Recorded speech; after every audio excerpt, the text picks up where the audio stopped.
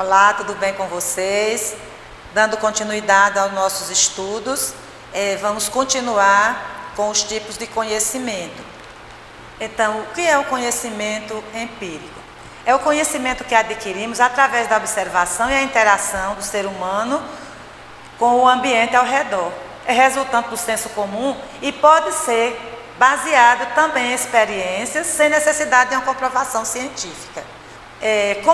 Como é adquirido por meio de simples deduções e sem provas concretas, é um conhecimento falível, inexato. Porém, ele pode ser verificado, pois se trata de coisas ligadas ao dia a dia. Por exemplo, nós podemos ter como exemplo um agricultor, que ele consegue interagir com o meio, ele consegue fazer o seu trabalho sem uma base teórica, apenas com a experiência, como diz assim, sem estudo, sem uma base, ele pode cultivar e ter os seus produtos, ter um produto do seu trabalho sem uma base científica. E também a forma como as pessoas convivem e aproveitam o meio. Como, por exemplo, nós temos, por exemplo, caso, por exemplo, dos remédios caseiros, as benzedeiras, que trazem a sua experiência, e essa experiência é compartilhada e de forma coletiva e passa um conhecimento sem uma base científica, mas que pela própria vivência, pela própria necessidade, termina dando certo. Então, é um conhecimento que se adquire com a vivência. E o conhecimento científico está relacionado com a lógica, com o pensamento crítico e analítico. Ou seja, ele precisa passar por um processo de experimentação, de provas, para poder ser tido como conhecimento científico. E é um conhecimento que ele não fica só numa fase.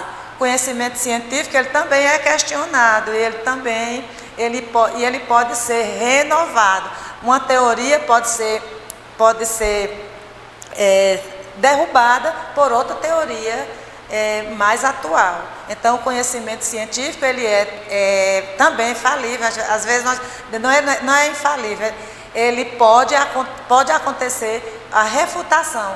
Por exemplo, nós temos uma base de conhecimento que foi construído ao longo da humanidade, e esses conhecimentos são renovados por outros cientistas. Por isso que nós dizemos que ele é crítico e analítico. O conhecimento é adquirido por fatos analisados e comprovados cientificamente, de modo que a sua veracidade ou falsidade pode ser comprovadas. Ele pode ser falível e aproximadamente exato, como nós já citamos aqui. Ele pode ser falível, ou seja, ele pode ser reexperimentado e renovado de acordo com novas pesquisas. Pode-se modificar teorias antes aceitas. Também é verificável, pois surge através de resultados científicos. Então, qualquer conhecimento qualquer conhecimento científico, antes dele ser um conhecimento científico propriamente dito, ele já passou por todas essas fases de estudo, pesquisa, experimentação. E o que é o conhecimento filosófico? O conhecimento filosófico é baseado na reflexão, na construção de conceitos, ideias, a partir do uso do raciocínio em busca do saber. O conhecimento filosófico ele não nasce do nada. Nasce sempre de uma necessidade de se conhecer algo ou de se vivenciar uma experiência de vida. Nós podemos ver que o conhecimento filosófico, antes das comprovações científicas, era que dava as matrizes de conhecimento. A partir do conhecimento filosófico, buscava-se compreender os fatos, os fatores, os fenômenos. Então, o conhecimento filosófico e religioso, eles fizeram tem essa antecedência do conhecimento científico. Porque antes de se ter a prova, as teorias dos conhecimentos, muitas coisas eram explicadas pelo conhecimento filosófico e pelo conhecimento religioso. Então, como se trata de teorias que não podem ser testadas, ele não é verificável e, portanto, é infalível e é infalível. E também é inexato, que ele não é exato. Ou seja, não se pode pegar uma teoria filosófica e experimentar. É por isso que nós dizemos que que ele não é verificável. Mas ele pode ser infalível como? Se alguém diz ou afirma algo como verdade, é lógico que quem pronuncia que é verdade, ele vai acreditar na sua verdade. Então, para ele não falha, vai falhar para as outras pessoas. Então, o que é verdade para mim, pode não ser verdade para outra pessoa. Mas a partir do momento que eu levo aquilo como verdade, eu acho que ela é infalível. Como também o conhecimento religioso. Quem não tem, por exemplo, o conhecimento pela fé, eu acho que a fé é infalível. Se eu tenho essa convicção e alguém vier me dizer que ela é infalível, eu digo, não, mas a minha fé não falha. A sua pode falhar, mas a minha não falha. Por isso que nós dizemos que ele é também infalível. O conhecimento teológico. O conhecimento teológico ou religioso é baseado na fé religiosa, acreditando que esta verdade é a verdade absoluta e possui as explicações para os mistérios que rondam a mente humana. Então, desde os tempos mais remotos, as pessoas tentam explicar os fenômenos, os mistérios que rondam o ser humano. Então, esse conhecimento ele é construído de acordo com as convicções, com os sentimentos, e também aquela visão de mistério, da gente não compreender o mundo que nos cerca. Então, é preciso que o conhecimento nasce daí. Então, é preciso que se tenha algo que possa se reafirmar, em que se possa reafirmar as convicções humanas. Então, não há necessidade de verificação científica para determinada verdade, seja sobre a ótica do conhecimento religioso. Ou seja, não é necessário alguém provar a fé.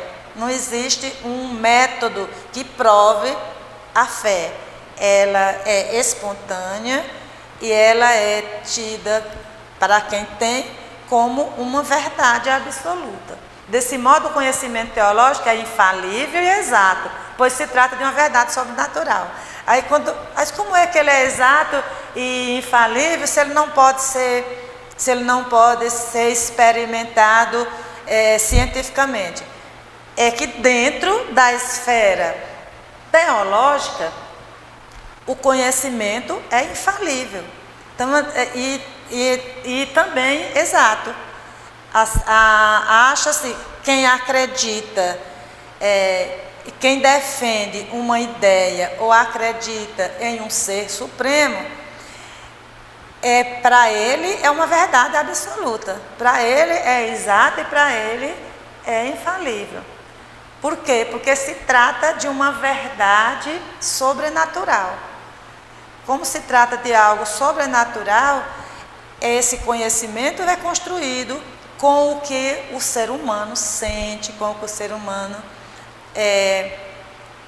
imagina e também se fundamenta. Então, fazendo um contraponto entre os 4 conhecimentos, nós vamos ver que o conhecimento científico e o senso comum, embora sejam bastante adversos, pode ter algo em comum. O senso comum e a ciência partem do mesmo princípio. A necessidade, qual é esse ponto comum que nós falamos aqui? A necessidade do homem de compreender o mundo e a si mesmo. Desde os tempos mais remotos, nós temos sempre essa pergunta, o ser humano tem sempre essa pergunta: quem sou eu? Para onde vou? O que eu vim fazer aqui? Qual é a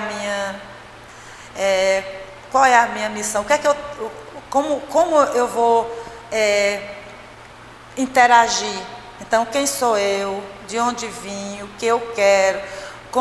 Como eu devo interagir? Então, essas perguntas, elas estão sempre, tanto no senso comum, como no científico. Então, o ser humano, por milhares de anos, viveu numa sociedade em que não havia ciência e, mesmo assim, deu continuidade ao processo de evolução. Se formos pensar nisso, quanto tempo a humanidade viveu com o senso comum, e as coisas deram certo e as coisas aconteciam. Ou seja, o processo de evolução não parou por falta do conhecimento científico. Agora, é lógico que depois do conhecimento científico, aí houve das comprovações científicas, aí houve a revolução, né? Sendo assim, o que diferencia o senso comum do conhecimento científico é justamente o rigor.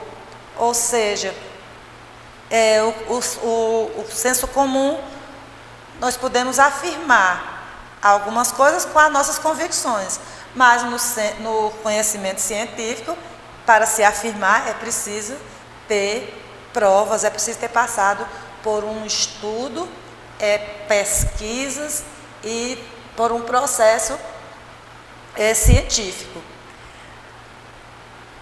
O senso comum é acrítico, fragmentado, preso a preconceitos e tradições conservadoras. Então é isso, o conhecimento, o senso comum, ele é pautado naquilo que os outros disseram, vivenciaram e passaram de geração em geração. A ciência preocupa-se com as pesquisas sistemáticas que produzem teorias que revelam a verdade sobre a realidade, uma vez que a ciência produz conhecimento a partir da razão. Então, o conhecimento científico é pautado na razão, no raciocínio, na lógica. E o conhecimento, os conhecimentos, durante toda a construção, a sua construção, eles passam por modificações também. Há, por exemplo, muitas coisas que as pessoas diziam no senso comum, causou a curiosidade dos cientistas. E coisas que foram ditas no senso comum viraram ciências, viraram conhecimento científico. Por quê? Porque eles passaram por uma experimentação, né? Nós temos exemplos, por exemplo, de pessoas que usam chás, chá de ervas que servem como calmante. E foi comprovado cientificamente que alguns produtos, algumas ervas, alguns chás realmente funcionam como calmantes. Porque antes, pelo conhecimento, pelo senso comum. E depois, a partir de pesquisa, o conhecimento científico. Muito obrigada e daremos continuidade em outra aula.